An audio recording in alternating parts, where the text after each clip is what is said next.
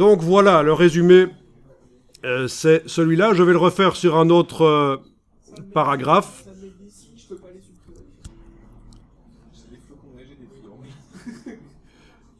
Donc, après la balise de fin de style imbriqué, il faut un espace, mais il y en a déjà un.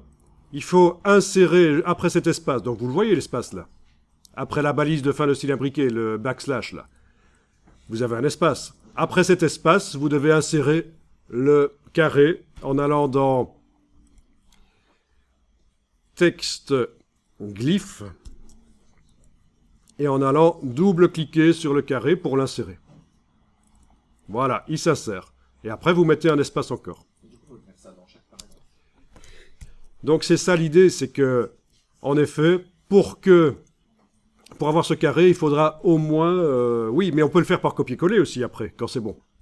Vous pourriez aussi sélectionner ceci et aller l'insérer ailleurs. Voilà, je le sélectionne, l'espace, le Zapdingbat et l'espace.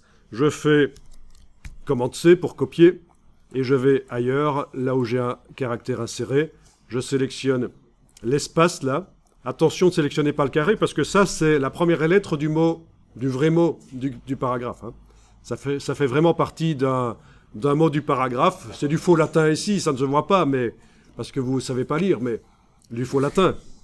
Mais je veux dire, il ne faudrait pas se dire, tiens, je vais remplacer ce carré-là. Non, c'est juste une erreur pour l'instant. C'est le style qui s'applique sur la première lettre du mot qui suit le titre imbriqué. Donc, voilà, je sélectionne l'espace, je colle, et voilà, c'est bon.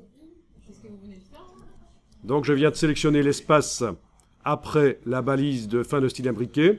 Ici, c'est un Q, en fait. Mais il subit le style de caractère. C'est une erreur pour l'instant. Je ne le remplace pas, ça c'est la lettre Q.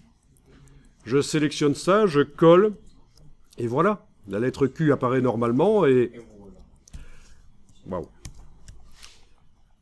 Donc, je vais aller tester ailleurs. Hein. On a encore un paragraphe là, je teste.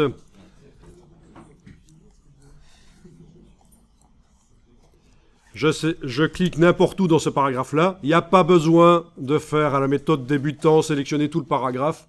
Quand vous voulez modifier un paragraphe, on clique dedans, InDesign sait que vous voulez le modifier. Vous appliquez le style avec titre imbriqué. Vous devez indiquer une balise de fin de style imbriqué. Ah oui, on avait fait un raccourci clavier tout à l'heure. C'était Alt, CTRL, F. Voilà, il y est. Alt, CTRL, F.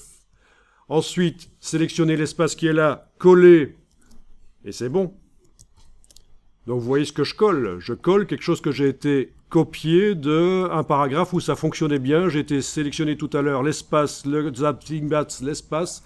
J'ai fait édition copier, et c'est ça que je colle après les balises de fin de style imbriqué. Je vais encore essayer pour remontrer s'il me reste un paragraphe qui... Oui, il me reste un paragraphe. Donc, bien entendu, normalement, on n'est pas ça sur tous les paragraphes, hein, sinon ça devient too much. C'est de temps en temps, là où il y a un changement de contenu dans l'article, c'est un sous-titre, un titre de 3e niveau.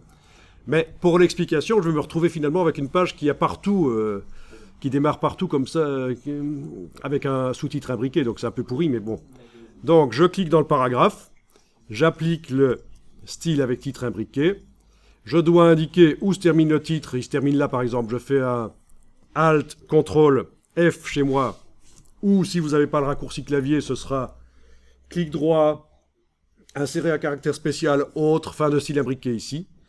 Je sélectionne l'espace qui est là et je vais le coller à la place, ce que j'ai été copié ailleurs, c'est-à-dire espace, Zapdingbat, c'est espace. Donc je fais commande V et voilà, c'est nickel.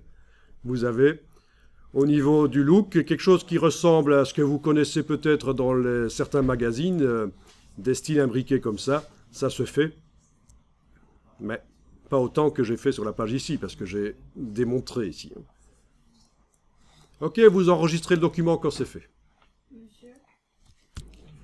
Ok, donc ici j'enregistre sous le nom 231.